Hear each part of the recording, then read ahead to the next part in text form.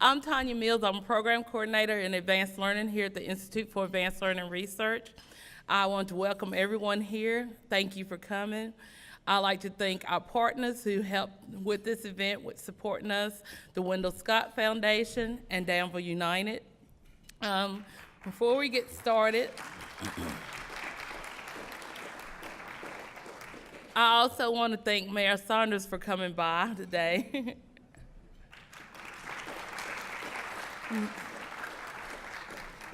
And everyone else, I want to thank you for taking time out of your busy schedules for joining us for this event today. I'm going to introduce our person who's going to be doing our welcome address, and we'll move forward. We will have Warrick Scott, who will be doing our welcome address. Warrick has worked with the Wendell Scott Foundation since March of 2011. He is the grandson of Wendell Scott, and he works with STEM educational opportunities and activities that would normally be unable for youth to participate in. He graduated from Laurel Park High School here in Martinsville, Virginia. He was an all-state basketball performer. He earned a full scholarship to Johnson C. Smith in Charlotte, North Carolina, and transferred to Shaw University, where he earned his degree in mass communications. Warrick has served as community involvement leader, director, vice president for Reaching Your Goals to provide health services for others, and he's coached, he's been an educator, and he's also worked with the Word of God Christian Academy and Body Christ Christian Academy. We thank Warrick for coming here and supporting us today as well. And I now introduce to you Mr. Warrick Scott, Executive Director of the Wendell Scott Foundation. And we'd also like to congratulate the Scott family for getting their grandfather, Wendell Scott, inducted into the NASCAR Hall of Fame. Congratulations, Mr. Scott.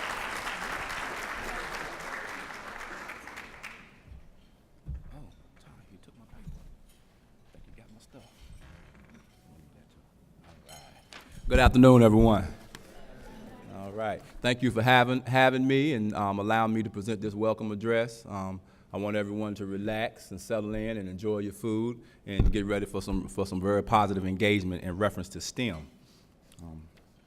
It is indeed an honor and a privilege for me to be here this afternoon, and on behalf of Danville United, the Wendell Scott Foundation, and the Institute of Advanced Learning and Research, we say not just to you sitting here, but those who are watching from afar throughout the region, we say to you, welcome. We would like to thank our panel members for taking time out of their busy schedules to be here. It means a lot to our community to be able to have such accomplished educators here. We know you have valuable insight that can help us continue to acclimate to global society, so we thank you for your time. Here, our panel. Panel members include Dr. Pam Gilchrist, Director of the Science House of North Carolina State University, Dr. Jody Thompson-Marshall, Multicultural Academic Opportunities Program and Principal Investigator for the Lewis-Stokes Alliance for Minority Participation at Virginia Tech, Dr. Gresilda A. Tilley-Lubbs, Associate Professor of ESL and Multicultural Education at Virginia Tech University. And we also have Moderator, Dr. Coray Davis, Associate Professor of Mechanical Engineering at Virginia State University. Let's all give them a round of applause, please.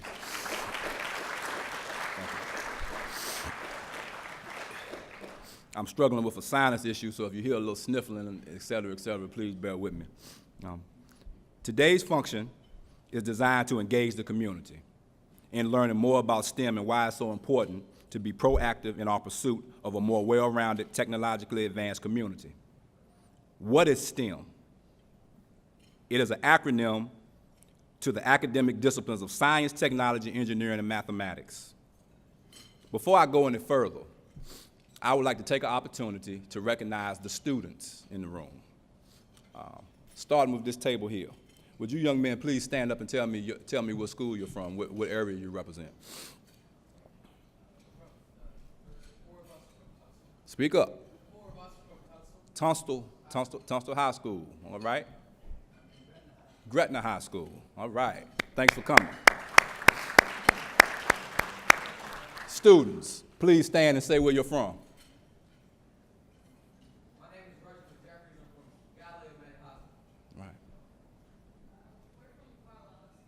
Okay. All right. I just graduated from Martinsville. Okay. I just graduated from Luncheon. All right. Just graduated from Gresilda. All right. All right. Let's keep going around the room. Thank you for coming. Students, stand. Tell us where you're from. Okay. She's from GW and I'm from Galileo. All right. All right. All right. It's important. Students, please stand and tell us where you're from. I'm from Martinsville. All right. Students.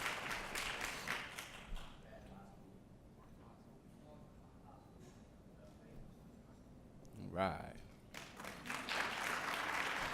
Are there any additional students that I potentially overlooking? Ah, students, Danville United. Students, please stand. Tell us where you're from. All right.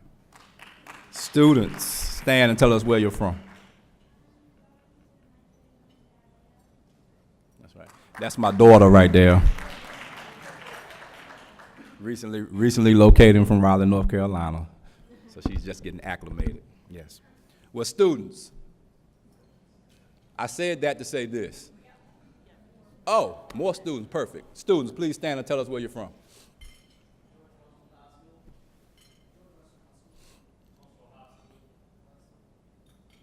All right. Yes, ma'am. While not formally enrolled in any institution, I'm a lifelong learner. All right. Young lady in the back. Yes, ma'am. All right, thank you. More students, okay. Students, please stand and tell us where you're from. All right. Gretna, all right. That's awesome.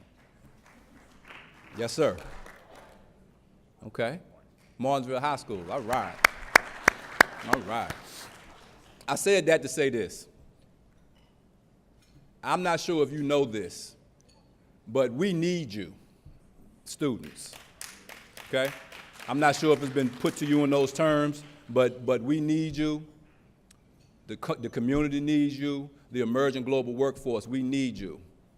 We need you to be the best citizens and the best students you can possibly be at all times in order to make this the best world possible. And so I say to you, because you are sitting here, I say to you personally, I say to you, thank you. Thank you for your discipline. Thank you for your interest in STEM. It is very important. Let us move on. Once again, I pose the question, what is STEM? It is an acronym to, it's an acronym to the academic disciplines of science, technology, engineering, and mathematics. The term is most commonly used in the U.S. when addressing policy concerning education choices and curriculum in schools, K through 12 to college. It has implications for workforce development, national security, and immigration policy. At the Wendell Scott Foundation, we are constantly researching tactics that can benefit youth to help them become the best students possible. And in that search, we found one constant. As simple as it may sound, having access to internet or Wi-Fi connection is paramount. That coupled with the branding and marketing and the delivery of STEM education, these two things are paramount. Quite simply, if a parent does not have access to internet connection for their child, it's very difficult for them to educate their child and let their child live within the culture of STEM. I follow the North Carolina Science, Math, and Technology Center very closely. And I picked up another acronym as it relates to STEM that has grown close to me. That is strategies that engage minds. I shall repeat that. STEM, strategies that engage minds. When you consider what society has become, there should be a call to action to expose youth to STEM education. There must be a collaborative that exists among private and public sectors to establish a strong workforce and create economic development. In order to create that, there must be a higher percentage of high school graduates, access and opportunity for college and two-year degrees in STEM fields, The school graduates' intent must be to serve the region. Populations that are underrepresented in this area are occupationally and academically make up 40% of the ages 15 through 34. Over the next 4 to 6 years, these students will be a sizable portion of the population seeking jobs. The return on their investment are those same students becoming contributing members of the workforce in STEM fields. Diversity in STEM is also necessary. People may be aware of one's success, but continued collaborations where the paths of government, business, informal and formal educators cross. When that is done, a broader, more diverse presence is born. In a new report from the Department of Education, it shows more than one-half of all Americans that enter it shows more than one-half of all African Americans that enter bachelor degree programs in STEM-related disciplines either drop out of college or change majors and graduate in a non-STEM field. Ironically enough, and I like to make a joke about this, this is not a political forum, but STEM education is bipartisan, nonpartisan. STEM also sees no color. It sees no socioeconomic demographic. STEM is an opportunity for everyone in this room, whether you are a child or a senior citizen. It's very important for you to grasp that knowledge.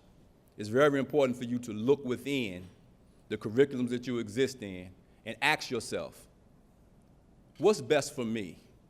Where do I see myself fitting into this global society that we live in? STEM is all around us. It cannot be avoided, from traffic lights to being able to go to Sheetz gas station and get some gas and order a sandwich while you're at the gas pump and get a soda and some french fries before you even walk into the store. That's STEM, that is STEM, that is technology, that is science, that is mathematics at its finest.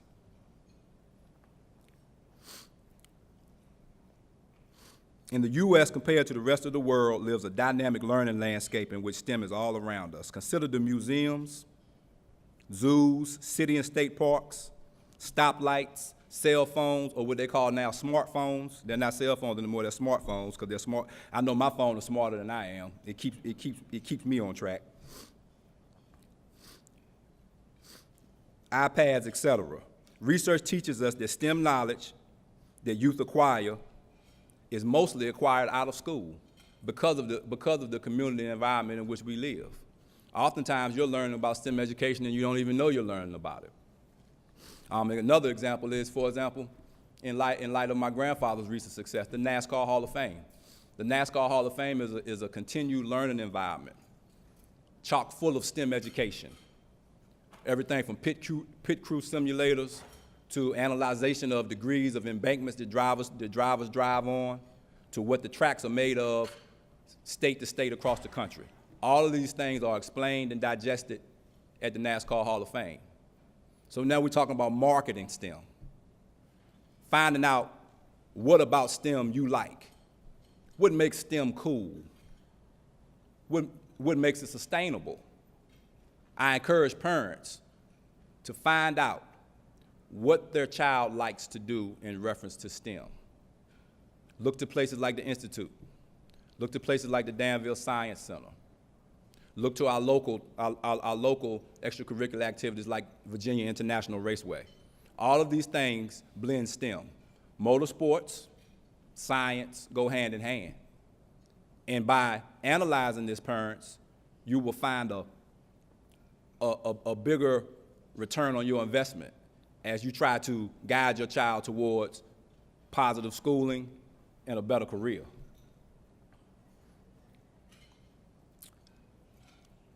Discover the intriguing aspects of your child and then nurture those aspects.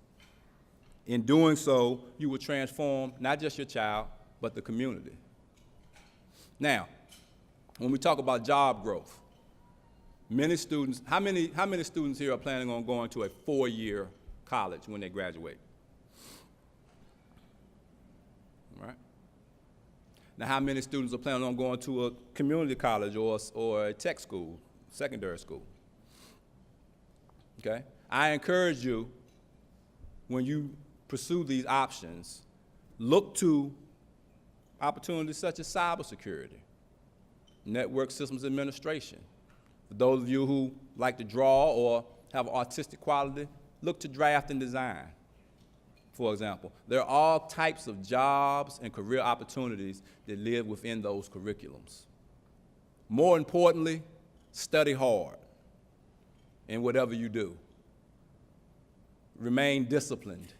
Take advantage of the elders and people you have in your life. If I'm not mistaken, all students have someone that brought them here today. These persons are people who care about you beyond your educational years. They are investing in you. They are planting seeds in you that when they blossom, when they bloom, you will be the leaders of the community.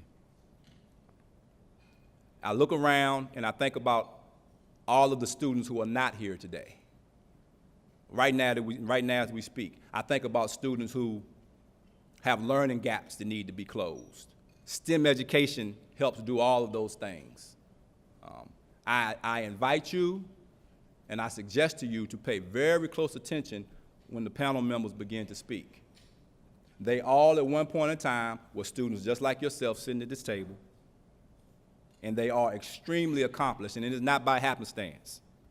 I'm sure they can tell you and explain to you that there are many sacrifices they've had to endure, many long nights of studying, many tests that had to be taken. But they are examples and proof that you can make it. One thing about the Dan River region, as I liken myself to my grandfather, his recent induction into the NASCAR Hall of Fame, more than anything to me, it stands for knocking down walls, going against all odds. You obviously can succeed. He was an engineer with no formal education, dropped out of high school in the 8th grade, never had a sponsor, never had a backer. He was able to modify and recreate parts and tools that he needed. An engineer with no formal education. You are armed with the tools and the opportunities to execute and be the best you can be with backing, with a support system.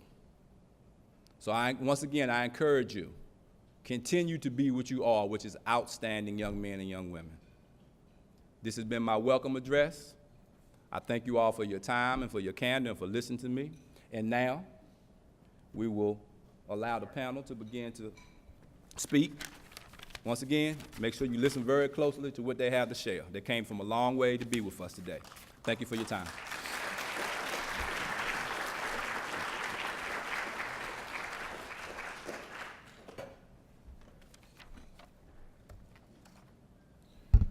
Good afternoon, everyone. I'll certainly get things started. As I'm, moderator for this, and the panelists will answer the questions. I'll ask the questions as well, but I'll certainly chime in with some responses of my own. Mr. Scott gave us a great welcome. We're certainly excited about STEM. Me being a STEM lifer, I would say. But the start for me, was being a student, but I was also a student athlete. So being a student athlete, certainly afforded me the opportunity to get to this point where I'm right now. And I certainly thank athletics for what it's done for me, what is the discipline initiative, whether it's just being a part of a team and being collaborative. So if you guys are any student athletes in the audience, make the most of that. Take advantage of that opportunity. It'll take you a long way. So we'll get started with the questions for the panelists. We have a series of questions we want to ask them. We'll try to limit the responses to the questions to approximately 5 minutes, so it may carry over. But the first question I'll start with is for Dr. Thompson. Why is it important to have a diverse workforce in STEM fields? I think it's, I know it's important because there are very few individuals of diverse backgrounds in STEM fields to begin with.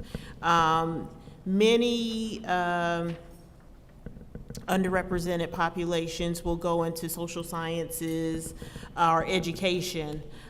So that STEM fields are areas that are lacking of diverse people and therefore diverse ideals.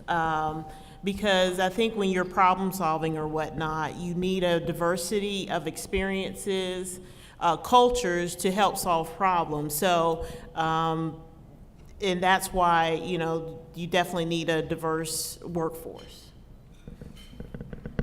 Any other panelists? I would just like to add from the ESL point of view, the English as a second language point of view, that every single person in this room has brought a different cultural perspective, a different point of view to the table. And I'm not talking about the table where you're eating, but to the table where we're able to engage with each other and to share ideas. Like Dr. Thompson said, each culture, each family, each individual has such different ways of approaching life and approaching the beauties of life as well as the challenges of life. So the more perspectives, the more points of view that you can bring into any area, the more enriched it will be. And if we're all just alike, all thinking just alike, we can stay in the same place and never move. But if we get all of us together thinking and speaking and acting very differently, we can change the whole world. Gilchrist? I believe they covered everything, but I would say that having a diverse workforce enriches the problem-solving process, and everyone has something to contribute. And to strengthen our society and our world, we need it to reflect who lives in our world. Thank you. I'd just like to add one caveat to that. I'm very excited to be a part of the Academy for Engineering and Technology group. It's a concurrent enrollment program partnership between Virginia State University and the New College Institute, and the Institute as well. We started that program in fall 12, where we brought in high school students, 11th, 12th graders, to engage in active learning projects that revolve around engineering and technology. And I would say that we have a diverse background that we deal with. So I typically continue to deal with that with STEM versus just engineering and technology, because these are still 11th, 12th grade students, although engineering is our end all. But we have students in there that are interested in pharmacy, interested in nursing, any fields in the healthcare, as well as advanced manufacturing. So we have a diverse background in that audience, and some of those students are here today. Actually, some of the students that were naming their names. If you're in AET, just stand up real quick. So, one effort with AET is not just all lecture content throughout the academic year. These students are taking part in our industry fundamentals summer experience, where they've gotten the opportunity to earn internships, to work in partnership with local industry, tour universities, and take advantage of projects that promote STEM and advanced manufacturing, and work on collaborative things. So, thank you guys. All right, so I'll go to the next question, and if any panelist wants to dive in at first. Stemming from the diversity question number one, what role does diversity play in research and science environments? Well, I think, with the role of diversity in research and science, as I said previously, you have to have different thought processes, different experiences when engaging in research. Everybody brings something different to the table. And then there are individuals who may have certain experiences that is helpful for a particular research project or in a science environment. So I just think that everybody brings something different to the table, and I think if you go to different colleges and universities, research that's being done, they're wanting students to learn how to work together in different teams, because our society is becoming more diverse. You know, as many of you know, the Latino population is going to be the majority population in the next, 20 years? And in some instances, that population, in some areas, it's the largest population now. So you have to have different ideals, different ideologies in, that you bring to the table when engaging in research.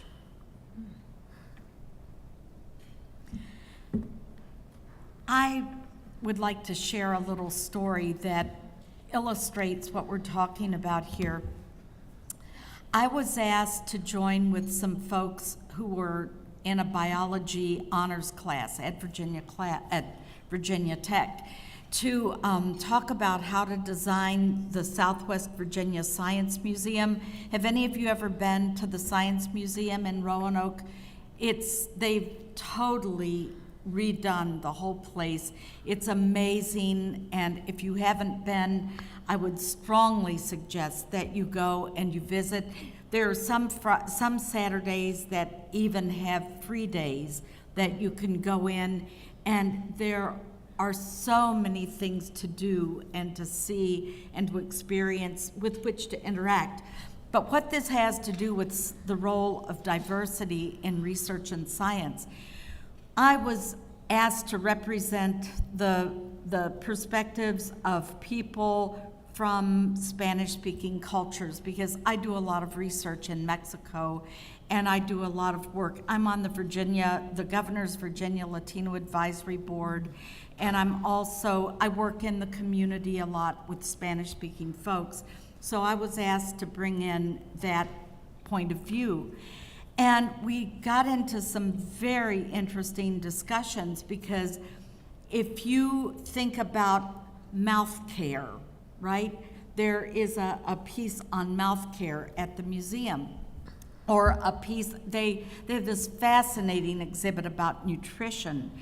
And think about your own family, your own group of peers, your own group of any people with whom you hang out. And what are your perspectives about food? What do you eat? I'm looking at your plates and salivating and think this looks like home, because I'm from West Virginia and I grew up on pinto beans and cornbread. But what is your history with food? And in order to go and interact with a food exhibit in a science museum, and they're very neat activities, I won't go into all of them, but what kind of food would you need to see in order to see home and to think, oh, this exhibit appeals to me, this exhibit is for people like me. So then I look at my pinto beans and cornbread on the exhibit, look at the nutritional values and how it fits into what I need to have. But then I go on and I look at all the other kinds of food, and I start expanding my horizons. I think, okay, when I go to El Rodeo and I have Mexican food, this is how it fits in. Or if I go to the Lebanese restaurant, this is how that food will fit in. Whereas if all you have is a white middle-class American diet, you're going to go there if you're not part of that group, and you'll be turned off. But unless you have voices from all the groups that you want to attract into your place of business, into your science museum, into your art museum, into your STEM area, if people do not find themselves in what you're doing, I don't think they're going to become engaged in the same way, and you aren't going to get those points of view unless you have diversity in the group that is doing the research and the science. So I would like to add a different element when it comes to diversity and its role that it plays in research and science environments, because now when we think about research, many of you, or what I've found, because I work with middle, elementary, and high school students, they come into the program thinking, well, I just want to explore biology. And I have no interest in physics, I have no interest in chemistry, I have no interest in engineering. But what we do is allow the students to see that how their topic, it connects, their interest connects with all disciplines, and that there's diversity there. That what you bring to that space can transform it, it can change it, it advances it, it moves it forward. So having an interest in something, but then knowing who you are and what your interests are and linking in these spaces allow for the research and science environments to be transformed. So those are some of the things I do, is looking at really innovative or creative ways to involve students in the spaces. I work at North Carolina State University, which is a predominantly white institution, and our goal is to integrate more URM students into the programs that are there. And within that, it means talking to others about what is needed to engage these students, but then also making these students aware of what is accessible and what is occurring within these fields that they truly have the potential to pursue. And I'll just add a little bit to that, and just a slight spin on it. I look at diversity, especially in research and science, as a focus of convergence and divergence. When we look at students going into a particular engineering program or engineering technology program, I look at it more from the teaching aspect of it. So how do you start, the teaching aspect of it?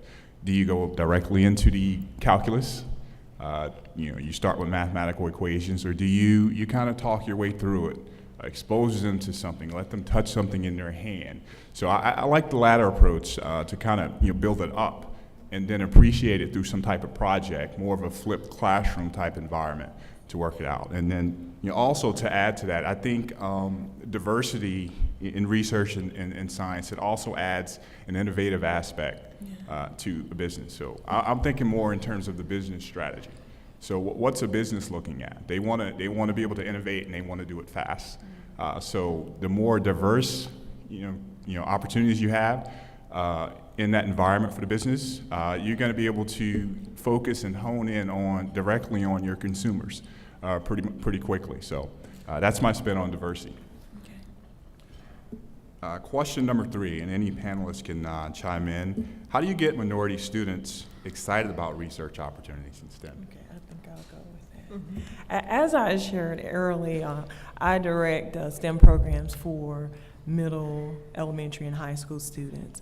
And one of our goals is to do it by immersing the students in learning through a hands-on lens, working in teams, solving problems, but not only just solving problems, connecting them with researchers that are at the university, so they are able to go into their laboratories, learn some of the things they're doing, and even connecting with industry, taking them to Cisco to see what they are doing there, taking them to other businesses and learning what is it that encouraged them to actually pursue these fields, and also tapping into their interests. What are some things you're interested in? But then also taking them and introduce you to things you haven't even thought about, so that you can begin creating what it is you want to do. You can tap into those things. So I use a structured approach. I use an open-ended approach. I use a guided approach. I don't think it's one way. One way doesn't fit all, because students come with so many different interests, and you have so much to bring to the table and to explore and share. So the goal is to spark your interest, nurture it, and connect you with like-minded peers, connect you with mentors who can support you, and then also allow you to research some of those things that you haven't thought about and share that with others, so that you know that the sky's the limit for you and you can really create your path in those areas. So my goal is to develop ownership, to continue to nurture that ownership of learning within students and provide that support for them through engaging learning experiences and using a collaborative force to do that. Wow. I also work with middle school students in an after-school program. I prepare teachers that will be teaching English language learners, but I collaborate with my colleagues in science, math, career and technical education, and we work on ways that we can prepare teachers who can work with English language learners in all these content fields. And our laboratory, so to speak, is the middle school in Roanoke City. And we have kids there who are from, it varies between 30 and 35 different countries. They speak anywhere from 22 to 28 different languages, depending on the time of year that we look at who's there. It tends to be a rather transient population, so it does change. But what our students have discovered as they go and they observe students at the middle school as they work in an English as a second language classroom, and then they also observe students, the English language learners, working in the content classrooms, the math or the science. They learn a lot about how can they get these students engaged in what's going on.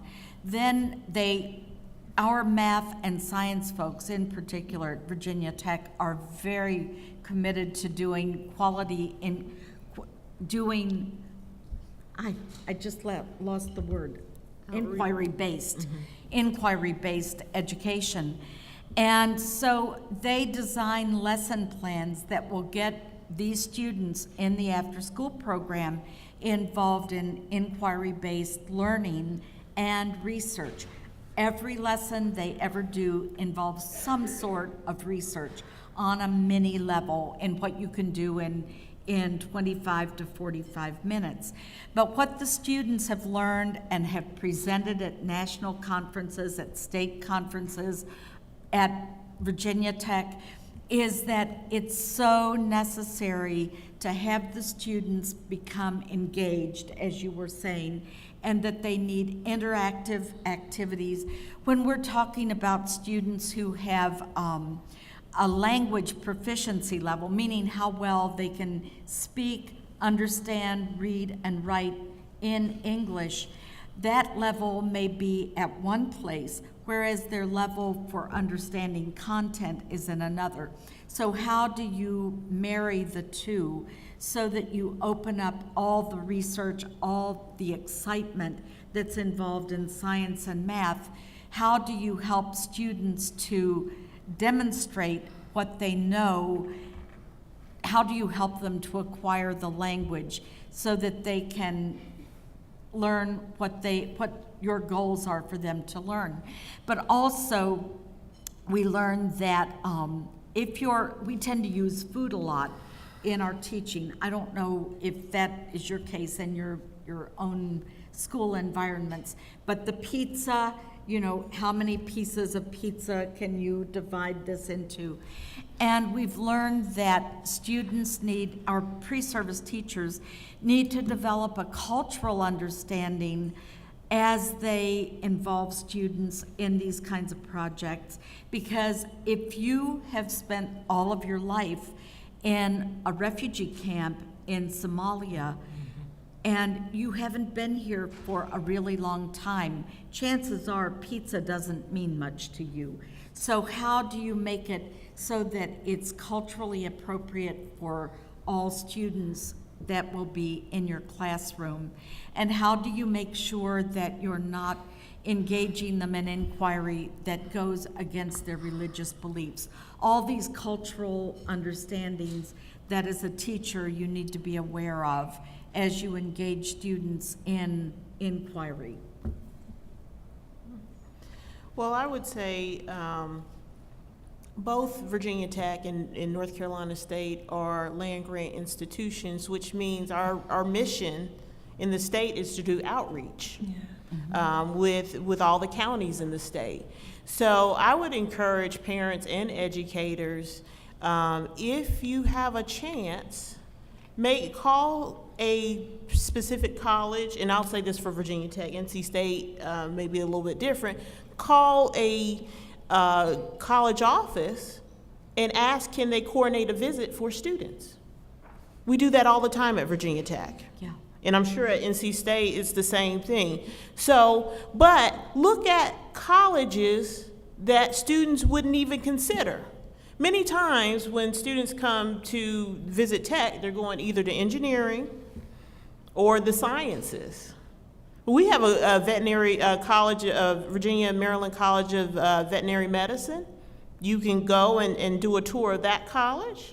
Natural resources is a field that they are desperate for individuals to major in those specific areas. You can go and visit those colleges. So there are always different opportunities to go on the college campus and get a tour, talk to someone, talk to college students, talk to departmental representatives about those specific career areas. And now for the students, I would really encourage you to be open, as Dr. Gilchrist said, be open to different opportunities. A number of students, when they come to Virginia Tech, and when my office works with students, I work primarily with biology students and engineering students. They'll come in and, what do you think the career they want to go into? Huh? Medical field, they want to be doctors. Biology, for instance, is a field that there are a wealth of different careers that you can go into. Some of the students, they don't have, as they go through Virginia Tech, they don't have the grades to go to medical school. However, you can go into biomedical research, you can go into horticulture, you can go to entomology, you can go into bioinformatics. There are a variety of different fields. And they are, in those fields, you're considered a scientist. So in medical school is not a good fit for everybody. In the same, it's the same for engineering. Many students come to Virginia Tech, they want to be engineers, but they come wanting to be an engineer, but they hate math.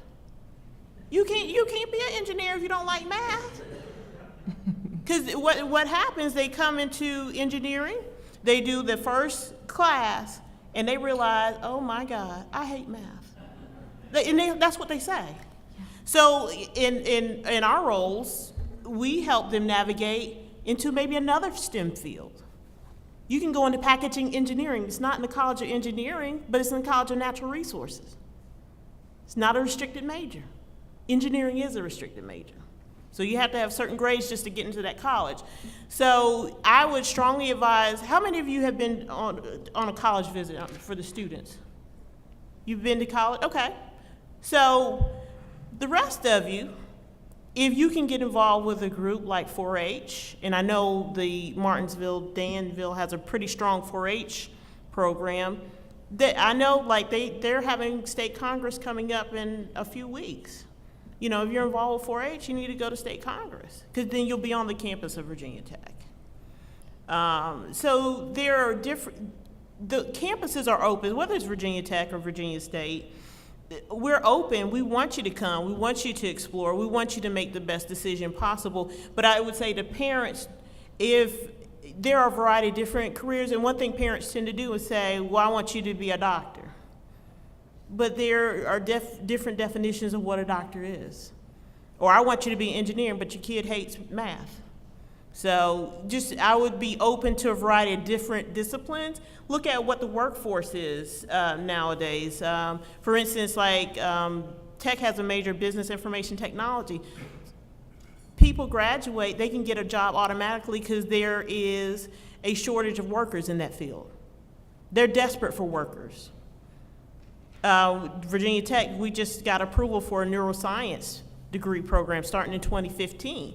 And I was reading an article online, and they were saying, I believe, the need for neuroscientists has grown 86% in the state of Virginia. So there are a variety of different fields out there. Now, and I will say this, and Mr. Scott alluded to this, I don't believe everybody needs a 4-year degree. There are some 2-year degrees in from community colleges or technical schools that pay very well, and they are STEM careers. So I don't believe that you need a 4-year degree. However, I do believe you need some skills. I do believe you need some training. So. And just quickly to add to that, I certainly believe that also, although I'm at a 4-year institution, that you don't need to get your degree in 4 years. One unique thing about the AET program is that we're partnering with community colleges as well to be able to provide that experience where students currently now in the AT program, we're looking at getting approximately 30 to 40 credits of college, true college credit that can transfer to just about any university to shorten your time there. So we're looking at that 3-year approach, and we're also looking at diversifying the curriculum. We talk about diverse audiences, but diversifying the curriculum is also important. For this area, our target approach is advanced manufacturing. So we're teaching basic engineering courses coupled with English and math inside of that. So within the engineering courses, students also learn about supply chain management. So innovation's one thing, but then you also have to be able to manage your supply, manage your technology. So that's another aspect that we're working on with that. So I'll save my other comments or some of the other questions and move right to number 4. So we might have answered some of number 4 briefly, but I'll just restate it just in case you want to add a little more. What do you think are some of the greatest challenges when encouraging minority involvement in STEM or STEM careers? I'll say a major challenge is not taking higher level courses.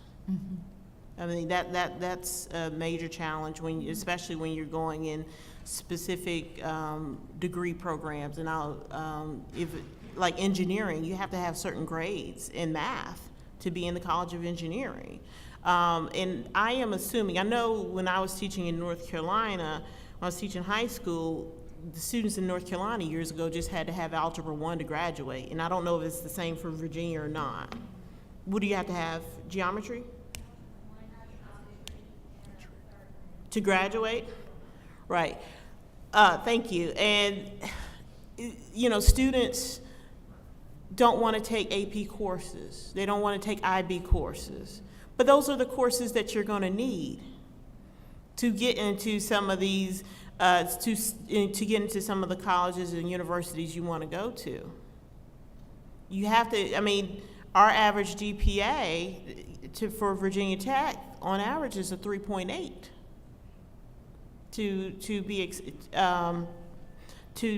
For students who were accepted last fall, the average GPA was a 3.8. So you have to take higher level courses. And also, not only just in the math and science, but even in like foreign language, you need those higher level courses. And then I would say another problem is sometimes when we don't see people who look like us in certain fields, then we don't know, about those fields, or we don't understand those fields. So I would encourage parents and educators, get the students connected with people who work in those fields that they want to go to. I remember being at a conference a few years ago, and this gentleman, he said he wanted to be an engineer. He's an engineer now, but he was saying before he graduated from high school, he thought an engineer was just somebody who ran a train. He didn't really understand what an engineer was. So definitely, the students need to be connected with people who are in those specific fields, so they know what the barriers are, they know the questions to ask, and how to be successful in those fields. And before you go further, I want to kind of combine, because you kind of indicated on some of the barriers with not seeing someone that you're aware of or that you're familiar with. So I'll add to that question. Are these challenges related to barriers? And if so, what are some of those barriers that you can think of? You want me to? Once they get into So encouraging minorities to be in STEM. Are there any other barriers outside of the one you mentioned? I would say probably once students get into college, it's sometimes the courses can be challenging, and you have to be motivated to persist Or if you're not successful in that particular major, you know, you have to be willing to change. But there are a variety of different STEM areas you can go into. And I think, and I know this is probably answering another question, but you know, you just have to be open to look at what else is out there. What other STEM fields can I go into? You know, if I don't like biology, you know, can I go into chemistry? Can I go into chemical engineering? So there are a variety of different areas that you can go into. And I think sometimes individuals are just not open to looking elsewhere for careers or occupations. So. I have I agree 100% with all you said, but another challenge that I see, and it's a barrier as well, I am a humanities person. I taught Spanish and English as a second language and music for a long, long time. And I saw myself as that kind of person. I shouldn't tell you this, but so you can have your laugh of the day. My high school biology teacher quit teaching, period. He quit teaching, and he told my dad it was because of me. But yeah, it was, he didn't like the way I cut my grasshopper. But at any rate, the point of all this personal story is, I think it's very easy for students, and I've seen with minority students, to feel they're not smart enough to do STEM. And it's still perceived. I have 3 kids who are all grown, my own personal kids, but I have a son who makes about double what I make working at a place called Rackspace with technology. And he went through high school and he really liked science, but he was always told, don't pursue science because you're not good enough. You're not good enough at math. And he was just a flaky high school kid that if he had been encouraged, he could have gone on and done, he probably could have earned even more than he's earning. I don't know that his job satisfaction could be any greater, but I think there's just still this perception for those of us who are real humanities type people that STEM is only for the really smart, really gifted people in science and in math, and maybe we've never been given the chance to show that we could be really good in science and math. We haven't had people, teachers or mentors, who have known how to unlock that special door for how to understand. Because my colleague with whom I work in math, we're very close, we write together, we do everything together, and she gets a good laugh out of me, and she says, Chris, you know, you could have been really brilliant at math. You just didn't have teachers who knew how to open up math to you, because we do math together. We do, when we're writing, we have to figure out problems. And I think this happens so much with the English language learners that I see in our programs and in our schools. They're just, it's that lack of self-esteem. So kids, feel like you can do it and get in there and make people open the doors, whatever it takes. You know, say, I don't understand. Please show me another way. Don't be afraid to do that.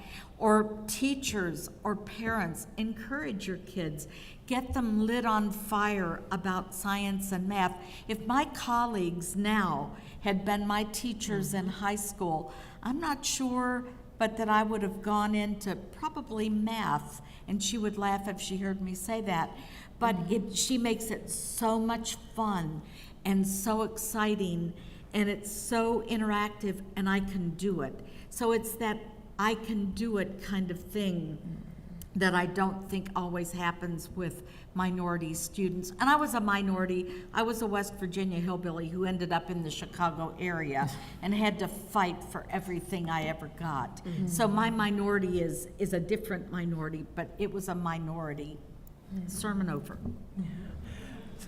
So I think what's really unique with me is I work, I think I'm more in the preparation before, they're thinking about careers. They're you're considering, what is it I want to do, maybe as a high school student, a middle school student, or an elementary student. You're just exploring, really trying to connect to something. So what I find are great challenges are at times it's fear of failure, fear of something not working out, and feeling that if it doesn't work, you haven't succeeded. And I think it's okay to fail, It's okay to see what didn't work and figure out why it didn't, so you can apply another approach, okay? And another thing I think is the fear of the unknown. I have to share a story with you. I am the youngest of 10. I'm from a small rural area called Robeson County. It is a minority-majority county with Native American and African Americans. And my mother and father didn't go to college. I was the only one from my family to go off to college. I received a teaching fellow scholarship. I went with my original major before I had a teaching fellow scholarship would be a physical therapist, because I knew I wanted to do something with sciences. But once I got the scholarship, because I didn't know anything about college, I didn't know, my ideal of what I was going to do as a 9th grader was I was going to go into the military, see the world, and be able to take care of myself. Because I knew my parents could not afford to cover my expenses for college. I knew they loved me because they worked extremely hard, but they could not afford it. So there were people who shared things with me. They let me know that there are opportunities for you. So being aware that, you keep doing your best, making sure that you are keeping your grades up, you're challenging yourself, you're taking those risks so that you're preparing yourself for the next step is tremendous. And it's okay if everything doesn't work out. Just don't remain defeated. You will experience defeat, but you have to realize you're never defeated. Something that Maya Angelou said. So just know that's part of life. Also, what I've found is high school students, you all are just excessively busy. You have so many things that you have to do, extracurricular activities, coursework, and all those things. So what you have to do is commit. You have to block out time to do those things that will prepare you for these STEM fields. That means taking the advanced coursework. That means, inquiring and asking for help, because the teachers are employed to help you. That's their goal, and that's what they're there for. And if they're not doing it, it's important to tap into those who are passionate that will support you in doing that, because you are our future. So our goal is to support you. Another thing I have seen is persisting. The persistence is important. I just finished my doctorate in educational research and policy analysis, and I work full time. I mean, literally for 5 years, I may have averaged 4 hours of sleep a night, because I was working my full-time job and I was coming home reading and writing and doing the assignments. And there was times where I wanted to take and throw the papers in the garbage and just sit on the couch and watch TV. I didn't want to do anything. But you have to persist through those times. And that's something that you all can do. And you have the supporting and backing for that. And if you don't have the supporting and backing, be your advocate. Support yourself. Push yourself and link up and network with people who are doing those things, and so that you can mirror and model those things. And those are, just the basic life skills, helps a lot. But knowing that to be successful in STEM, you have to take the rigorous coursework and you have to work through it. I know that as a middle school student, if I would have had that supporting and backing, I probably would have had a degree in STEM. But what has pushed me or propelled me to expose students to engineering, introduce them to photonics, put them into labs. It's that analytical side of my mind is trying to figure out how does science and technology integrate with one another. So even if you're saying, well, I don't really want to be a scientist, I don't really want to be an engineer, the skills and the competencies that you acquire from doing it applies to other areas. So you have to be able to integrate those things. And so I'll just briefly add to that, and I want to take a poll from the students in the audience. How many of you guys are involved in multiple extracurricular activities? Raise your hand. Yeah, and how many were? So what you guys are doing, you're definitely on a great start to going off to college and having a great career. But what you guys are ultimately doing is developing a work ethic. And that's big. That's very key. Whether you're a student athlete, you're involved in band, you're involved in NSBE, you're involved in any activity outside of traditional schoolwork, you're developing some type of work ethic. And I always tell my students that, no matter whether we go to go to Fort Lee and look at logistics, or whether we go to Rolls-Royce and look at what they're doing, each one of you guys are going to get something different from it. You'll take that off with you wherever you're going, and it's gonna stick with you. And Dr. Brown mentioned being a lifelong learner. It's never gonna stop. So whatever you get, whether you write it down, whether you take a picture of it on your cell phone, or whether you talk with somebody about it, it's gonna stick with you and it's gonna help you advance. Yeah. So just a few more questions we have for the panel. And I'll go to question 7. This one relates more to the outskirts, the outsiders, the community and family participation. How does the community and organizations assist in eliminating barriers to enhance STEM involvement? Well, I guess I'll start with a individual I know in Martinsville Middle who used to bring, I don't know if she still does this or not, Helen Howell brings students from Martinsville. She's here. Oh, she is? Oh, hi. But I know she brings students. Are you still bringing students to Virginia Tech for the NSBE? And she used to do that without any financial assistance. And that was just something that she just did on her own to expose those students to engineering. And they come, I think, once a month to the PCI Pre-College Initiative program at Virginia Tech.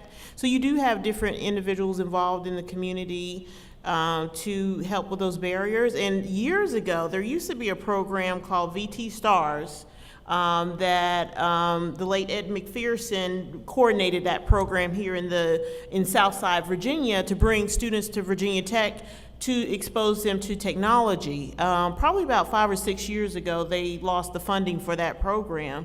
So, but I would say there are a number of partnerships or organizations around the state that assist students in learning more about STEM. There's a school of agriculture, a high school here in the state, and I know those high school students from the School of Agriculture, they come to Tech during the summer and do research.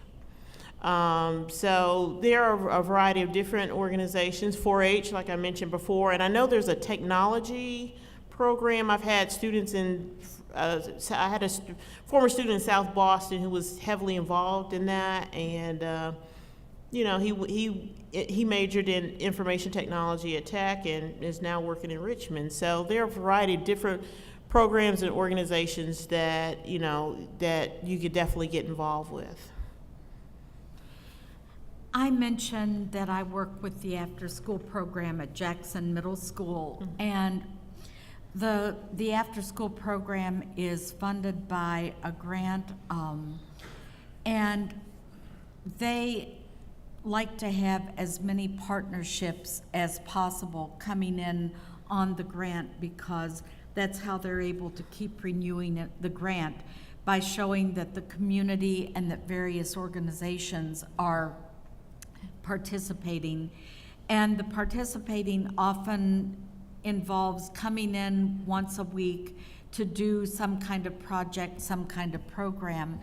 And some of the programs are STEM-based, but I think they would welcome any kind of program at all. And I'm sure there are these kinds of programs all over the state. So check around with your local schools and see if they have after-school programs going on.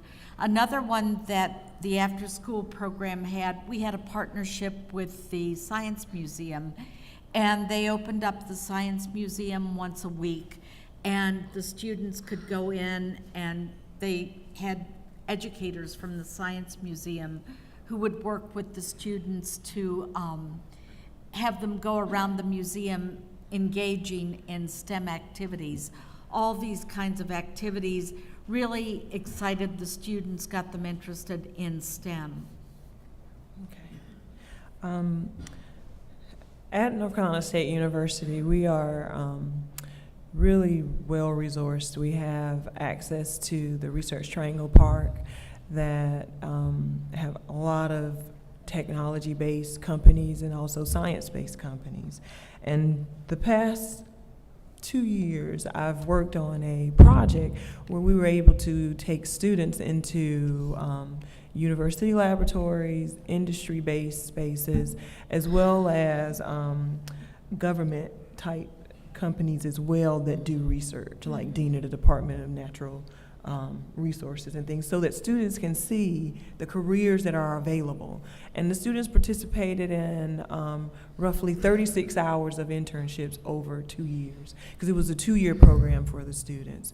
And but in addition to that, the students also had approximately 300 other hours that they did immersed learning the content, doing career awareness and things of that nature. But the goal was to connect students with resources that are accessible in their area beyond just the pre-college program. So the partnering is important because we're able to access the expertise of researchers on campus.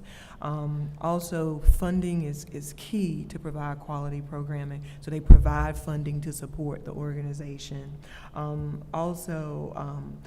Sharing their life experiences and what really directed their paths in these fields are key for students, because that's a resource to me, because they're just being open and they're connecting with you on your level and you're able to connect with them.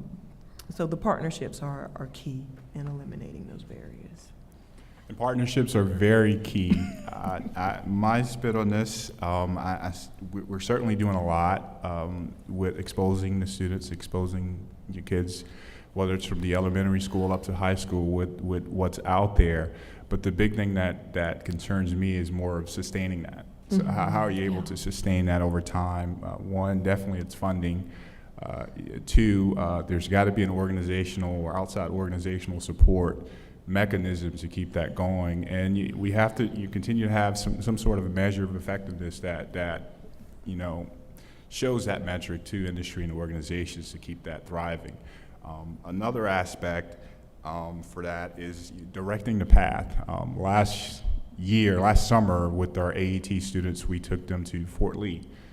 So Fort Lee is a military base, and students were like, well, why are we going to see a military base? What's going on here?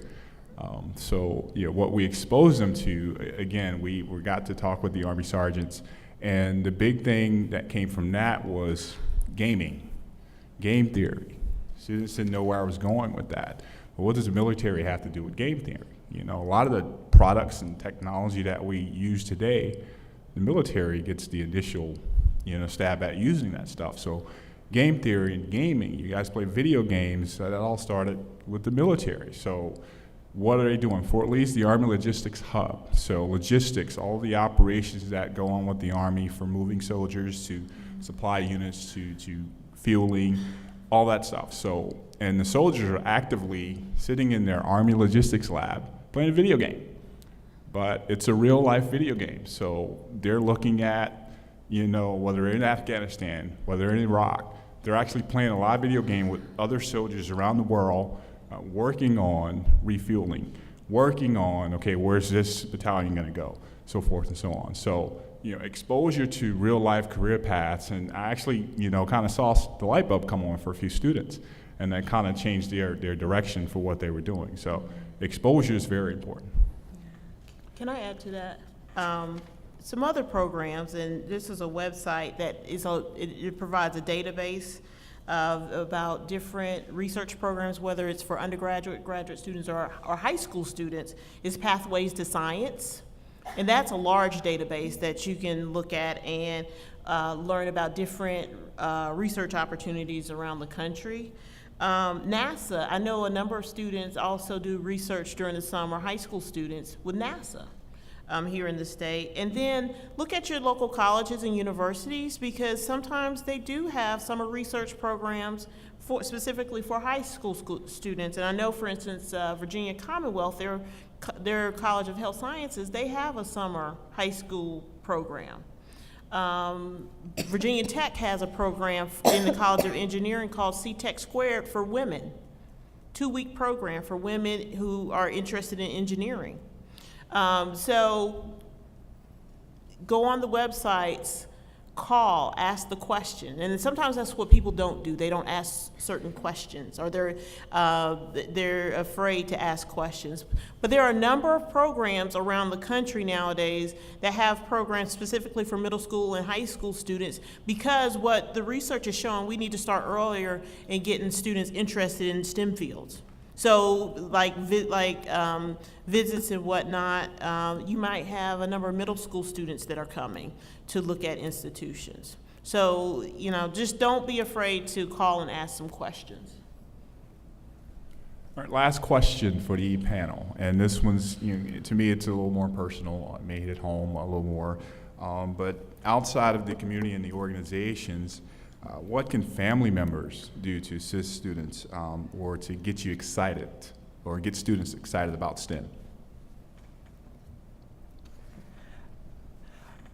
I don't have children, so I'm not a parent, but I have loads of nieces and nephews from a family of 10. So I always encourage them to explore areas or get them to see just around them in the home the different things that are related to science, that pique their curiosity to get them thinking more about it.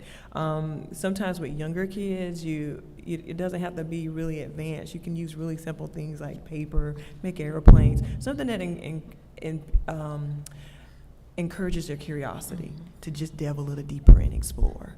Those are ways I do. Also connecting to what interests students, like middle and high school students. Sometimes you want something that's really relevant, something that connects to the world, that has some meaning to you. So finding a connection to what makes you tick and then linking that to STEM is always a very good way of exciting students about it. So you have to be kind of clever with it.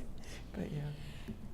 Well, and there are so many programs available at a local level in Roanoke. I know Roanoke City, Roanoke County, where I live, and any programs that have to do with STEM, try to get your kids involved in those programs. My grandson just finished first grade, and his favorite thing in the entire summer is the Lego camp.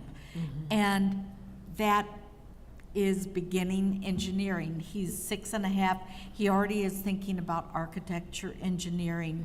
So there are all these very low cost or free experiences that you can get your kids engaged in. Again, you would think that I'm being paid by the Science Museum as an advertisement, and I'm not. But go to the Science Museum on a regular basis because the exhibits change. Just expose your kids to as many things as you possibly can that have to do with STEM. And this is my confession day here, but I wish that as a parent I had been more supportive when my son expressed an interest in science, because this was when I had a pretty bad attitude about science and science teachers and all. And I look back on that time and I could have done so much to foster that excitement he felt about about science. I could have gone in, I could have talked to his teacher, I could have told him, no, you're not dumb. You know, I just could have done so many things on that personal parental side, but I didn't know. So if you're a parent, just encourage, foster, nurture. I would agree with all of that as well. And I have a first grader, soon to be second grader in August, and he's definitely hands-on with robots and Legos and all of those things. So it's just the exposure, and then occasionally, I would kind of insert some sort of a lecture or comment or something in there. But at that point where it's more hands-on, I tend to leave the math, leave the all of the written stuff away from it, and just kind of more of a practical project-based approach. And once he's done, then maybe talk a little bit more about math in that reverse case. But I would certainly agree with everything that the panel said on that one.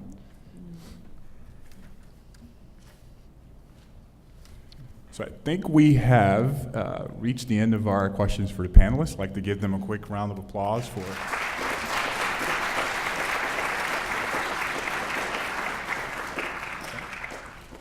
And I think Mr. Scott's going to come up. Another round of applause for our panel, please. Thank you all for sharing your insight and your wisdom. That's what you call a real panel. I hope you all were listening. I was writing stuff down as they were talking. I hope you all hung on every word that they said. They've given you information, websites you can go to, programs you can look into, career opportunities you can submerge and invest yourself in. And if you know now, as high school students, you'll be that much better off entering college. You've heard personal stories from the panel members about their family members, their children, what they wish they had done or had not done. So it's truly something in the room for everyone that's sitting here. So once again, we'd like to thank you. This is very important to our community because we are determined to make it a better community. And with intel and knowledge like you're presenting, it makes it that much easier. So once again, we thank you. Once again, I hope everyone enjoyed the luncheon. We encourage the students to stay involved in STEM education. Mentors, chaperones, parents, thank you for taking time out to bring the youth here. And we hope you all had a wonderful time, all right? Be blessed, have a great day, and have a great rest of your summer. Thank you.